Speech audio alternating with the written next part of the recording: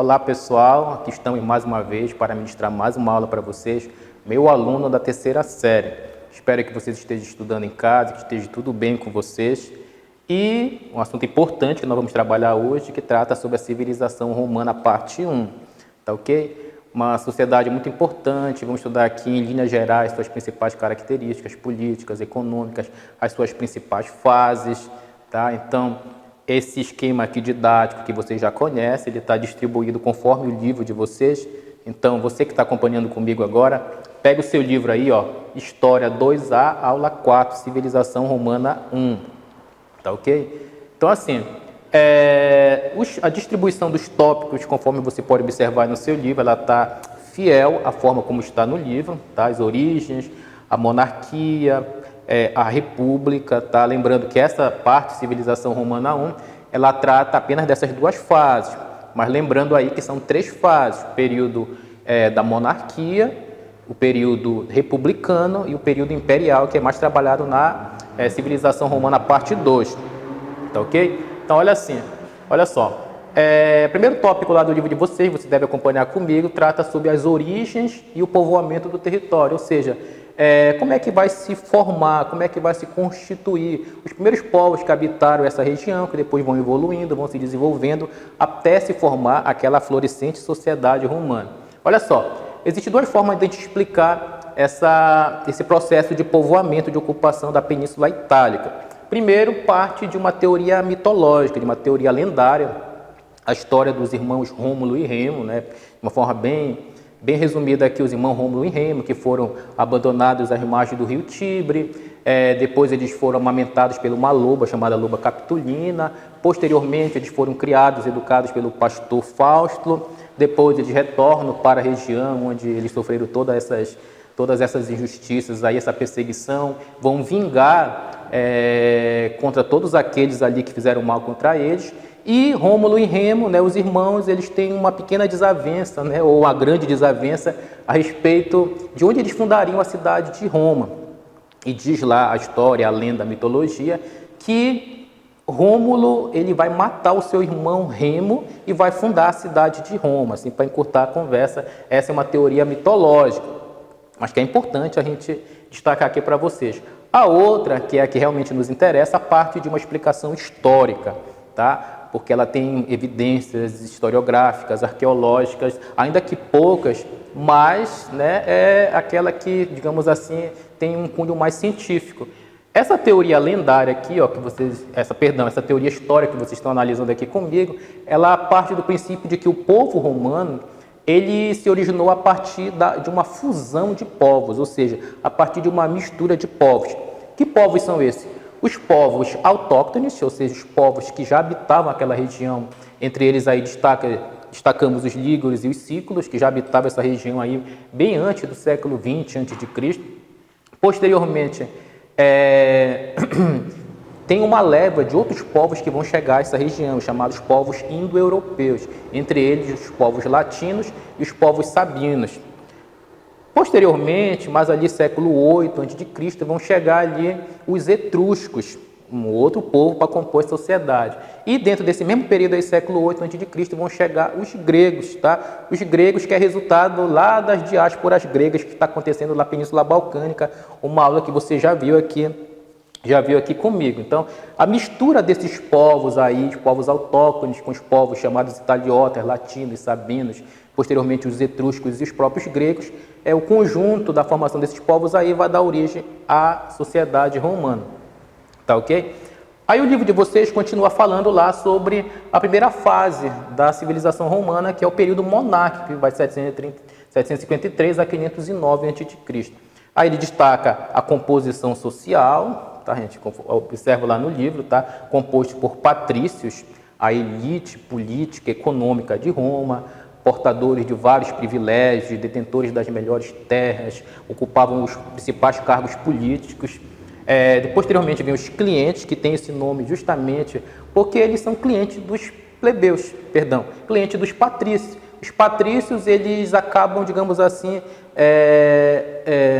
exercendo um domínio, um certo controle social sobre os clientes. Por quê? Porque os clientes dependem dos serviços dos patrícios, Tá? É como se os clientes fossem uma espécie de prestadores de serviço para os patrícios. Então, eles dependem dos patrícios, por isso eles têm esses nomes aí, esse nome aí. Os plebeus, que compõem a grande maioria da sociedade romana, os plebeus ali, compostos por pequenos proprietários, também se dedicavam ao comércio, ao artesanato e outras atividades, né? Muitos plebeus, com o desenvolvimento da República Romana, vão enriquecer, muitos vão se tornar ricos. E lá na frente vocês vão ver aqui comigo que esses plebeus começam a fazer várias pressões contra a classe dos patrícios em busca de melhores condições de vida, maior participação política, coisa que a gente vai trabalhar mais para frente. E, por fim, aqui os escravos, tá, gente? Embora nessa primeira fase aqui da monarquia os escravos ainda não representem um número significativo, mas eles estão presentes. Tá? Lembrando que esses escravos só vão se tornar assim nesse número mais numeroso do final da República e durante o Império Romano. Pessoal, do ponto de vista político, olha só, logicamente, né, dentro do período monárquico vai se estabelecer aqui a realeza, o período monárquico, o rei vai estar administrando, vai estar governando, e o poder dele ali é limitado pelo Conselho dos Anciãos ou o Senado. O Senado já existia, embora não seja aquele Senado dos tempos republicanos aqui, onde ele tem amplos poderes mesmo. Aqui esse Conselho de Anciãos ele serve muito mais para apreciar e para aprovar as leis reais, ou seja, as leis do rei. Tá? E o que acontece? O último rei Tarquínio, né, durante esse período aí, pelo fato dele ter tomado uma série de medidas em benefício dos plebeus, portanto de cunho mais popular, ele vai ter uma investida dos patrícios que não gostam desse tipo de ação, não acham correto e vão depor, vão tirar eles do poder e os patrícios vão instituir a república, tá? Iniciando a segunda fase da civilização romana.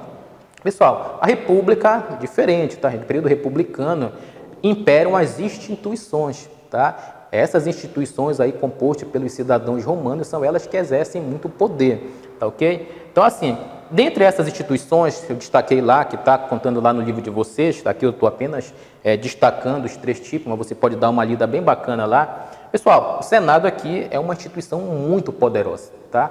As principais ações, as principais medidas, questões, por exemplo, importantes, questões de guerra, o que mais? Falar questões, por exemplo, assim, de finanças, política externa, coisas assim, tem que passar pelo Senado. Então, é muito importante que os outros agentes políticos aqui, eles tenham o apoio do Senado se eles pretendem ter efetividade nas suas ações do ponto de vista político, tá? A outra instância aqui dessas instituições são as magistraturas, tá, gente? Lá no livro de vocês está falando dos tipos de magistraturas. Você vai ver lá que tem os cônsules, em número de 2, tá? Que exercem questões aí políticas, administrativas e religiosas. No início, esses 2 cônsules, eles são patrícios, posteriormente, por conta da expressão dos plebeus, os plebeus vão colocar ali um representante dele, onde um será patrício e o outro será plebeu, mas isso mais para frente a gente vai estudar. Existem os pretores, é um tipo de magistratura, que os pretores lidam assim com a aplicação da justiça.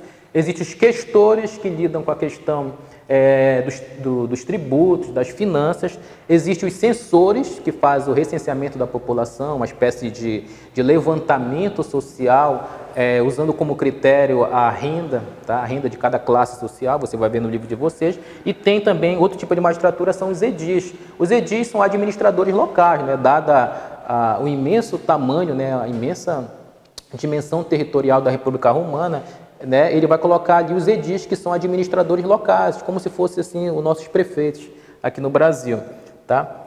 Existiam ainda as assembleias, também muito importantes as assembleias, tá? Existiam as assembleias curiatas, as assembleias centuriatas, as assembleias tribunícias, mas entre elas eu destacaria aqui as assembleias centuriatas, porque elas têm poderes muito importantes no que diz respeito às eleições de alguns magistrados. Por exemplo, os cônsules são eleitos pelas assembleias centuriatas, o que mais? Os censores também, os pretores. Então, assim, são magistraturas importantes que são eleitos pelas assembleias centuriatas. Então, eu destacaria lá, dá uma lida lá, bem bacana a respeito disso. Tá, gente? Passando essa fase aqui, ó, conforme eu havia falado para vocês, dentro dessa pirâmide social, evidentemente, os plebeus, por serem num número bem mais numeroso, pelo fato deles sustentarem economicamente aquela sociedade, né? Eles que trabalham, estão ali no labor, no dia a dia, e muitos estarem até mesmo passando pelo processo de enriquecimento, muitos lutam no exército, inclusive, eles começam a pressionar a classe dos patrícios para que esses patrícios cedam a maior participação política para os plebeus, tá ok? Então, as lutas sociais envolvendo patrícios e plebeus, ela tem como causa principal o quê? O que é que os plebeus estão querendo? Eles querem direitos e mais participação política. Eles querem também participar do processo de tomada de decisões, das decisões mais importantes que acontecem em Roma. É isso que eles estão querendo ali. Que artifícios ele vai utilizar ali, que mecanismos ele vai utilizar para pressionar? Revoltas, greves, tudo isso aí é uma forma de tentar conseguir o que eles querem. E eles vão conseguir? Sim, tá? A plebe vai obter várias vitórias, várias conquistas legislativas, leis que vêm, digamos assim, melhorar a vida deles, amenizar lá a situação dos plebeus. Eu citei aqui algumas. Lá está no livro de vocês lá, e também existem outras leis, mas essas aqui são as mais importantes. A primeira, a criação do cargo de tribunato da plebe. Pessoal, o tribuno da plebe, ele é como se fosse um advogado dos plebeus. Toda vez que o plebeu ele se sentisse prejudicado por conta de alguma lei que fosse criada ali no universo dos patrícios, o tribuno da plebe ele agia em favor para defender os interesses dos plebeus. Então, é um cargo muito importante. Ainda assim, gente, as leis elas eram consuetudinárias, ou seja, elas eram baseadas nos costumes e nas tradições via oral. Então, era muito fácil os patrícios manipular essas informações, manipular essas leis. Por isso, tá, será aprovada uma nova lei, tá, uma grande conquista para os plebeus, que é a aprovação da Lei das 12 Tábuas, que é um código de leis escritas para Roma. Ou seja, a partir de agora ficava muito mais fácil os plebeus opinarem, estarem conscientes a respeito dos seus direitos, porque as leis elas eram escritas, portanto, mais difíceis de serem manipuláveis. Existia uma outra lei chamada Lei Canuleia, também muito importante, porque ela permitia o casamento interclasse, ou seja, entre classes sociais, tá? Envolvendo principalmente plebeus e patrícios. Tá? Muito interessante isso aqui. Por quê? Porque com esse casamento, muitos plebeus, principalmente plebeus enriquecidos, eles começam a passar por um processo de ascensão social, de subir dentro da pirâmide social, porque agora, né, esse cara estava casando com uma pessoa nobre, uma pessoa patrícia. Então, havia essa possibilidade de ascensão social. Então, observam lá, a Lei Canuleia permite o casamento entre classes, casamento interclasse. E a Lei Licínia, gente, uma das mais importantes de leis dentro desse processo de lutas aí, conquistas plebeias. Porque a Lei Licínia, ela estabelecia lá, por exemplo, o fim da escravidão por dívidas, tá, gente? Então, esses escravos, conforme eu citei para vocês aqui, ó, esses escravos aqui, eles eram obtidos de duas formas principais. Eles eram prisioneiros de guerra, houve lá os conflitos, as batalhas, e o povo perdedor, essa galera ali que ficou daquele povo conquistado se tornava escravo do povo vencedor, ou através por dívidas. Tá? Então, o cara não deu conta de pagar sua dívida, então ele se tornava um escravo por dívida. A Lei Licínia, ela vinha proibir, ela colocava fim à escravidão por dívidas, tá? Sobre os romanos. E a outra conquista aqui, a partir da Lei Licínia, é que dos dois cônsules que existiam, que administravam Roma, dos dois cônsules, um teria que ser plebeu agora. Então, lembra que eu falei ainda há pouco, né, dos dois cônsules que eram patrícios? Agora, um é plebeu, muito importante, ou seja, os plebeus conseguiram um representante na mais alta magistratura romana. Isso é legal, isso é bacana, é muito interessante do ponto de vista do desenvolvimento e da participação política romana para os plebeus. Tá? Aí o livro de vocês tem um tópico lá falando sobre o escravismo em Roma. Olha só, gente, eu destaquei aqui 3 características muito importantes. Esse escravismo, essa escravidão, ela acontece em decorrência do processo de expansão territorial romana, desse imperialismo romano. Tá? Embora nós ainda não estejamos falando propriamente do Império Romano, ou seja, toda aquela dimensão de império, mas já existe sim esse sentimento imperialista dentro da República Romana. Eu posso dizer que a República Romana ela é imperialista, porque ela está se alastrando, ela está se espalhando, ela está conquistando e se expandindo o mundo afora. Então, à medida que isso vai se expandindo, aumenta-se também o número de escravos. Então, quanto mais povos conquistados, mais esses conquistados se tornarão meus escravos. tá? Então, assim, uma outra forma, né, conforme eu citei para vocês, era a escravidão por dívidas, que também aumentava o número de escravos lá em Roma. Então, além da escravidão através da guerra, existia a escravidão por dívida. Aí tu pode dizer assim, professor, mas a lei Licínia não acabou com a escravidão por dívidas? Só a cidadãos romanos. Então, outros tipos de escravidão, outros povos que não fossem romanos, estava liberado, podia se tornar escravo. Então, gente, é muito grande a presença de escravos aí do final da República, quando a República Romana ela começa a assumir esse caráter mais imperialista, começa a aumentar muito o número de escravos, tá? Então, lembrando, tá? A lei Licínia, ela estabeleceu o fim da escravidão por dívidas para os cidadãos romanos. Alá também vai falar sobre uma revolta são várias revoltas de escravos, tá, gente? Mas o destaque aqui é a revolta de Espartaco, em 73 a.C., muito importante, porque Espartaco, um escravo, na verdade um gladiador à frente ali de 200 homens, a princípio, depois conseguiu aglomerar mais de 100 mil pessoas para investir contra a opressão romana, da República Romana. Então, quem pensa assim que foi fácil, não foi. Foram precisos aí várias investidas romanas. 5 investidas romanas, inclusive do exército romano, foram ali disparatadas pelas forças de Espartaco e seus homens. Então, só depois ali que Licínio Crasso, um cônsul, ele vai conseguir sufocar esse movimento e colocar em mais de 6 mil escravos serão crucificados pela Via Ápia, né? Uma estrada ali famosa de Roma. Então, assim, isso aqui é só para ilustrar, assim, essa tensão social. Então, muito escravo, legal, bacana, do ponto de vista econômica, são várias propriedades ali que trabalham de forma da escravidão, porém, também eles representam um perigo muito grande, conforme a gente vê aqui na revolta de Esparta, tá ok? Agora, a gente vai continuar ali falando sobre as conquistas territoriais e o expansionismo romano, que ainda faz parte ainda desse processo de escravidão, tá? Mas existem outras características relacionadas a isso, né? A gente vai observar agora. Olha só, gente, sobre esse processo de imperialismo que eu citei ainda há pouco, existia duas coisas a se fazer, tá? Roma está se tornando essa república imperialista e daqui a pouco ela vai se tornar um império propriamente dito. Para isso, ela precisa se consolidar. Não dá para você ser uma grande potência, um grande império, se você tem outras forças, outras nações rivalizando-se contigo, do ponto de vista econômico, militar, enfim, todos os aspectos. Então, olha só, primeiro, se Roma quer ser essa grande potência, ela precisa se consolidar dentro do seu próprio território. Sim, porque existiam partes, por exemplo, da Península Itálica, que não estava totalmente controlada pelos romanos. Por exemplo, o sul ainda estava ali sob controle dos gregos. Tá? Os gregos estão lá, olha, e só vão ser expulsos lá pelo século III a.C., eles vão ser expulsos da Península Itálica. Tá? Então, assim, gente, continuando aqui, falando ainda sobre esse processo do imperialismo romano, o processo de expansão territorial romano, se Roma realmente quer se tornar essa grande potência imperialista aí, primeiro, ela precisa se consolidar dentro do seu território e, posteriormente, tomar as outras regiões ali, principalmente no Mar Mediterrâneo. Mas como assim dentro do seu próprio território? Quer dizer que a região ali onde está localizada a civilização grega, ela não está sob domínio total dos romanos?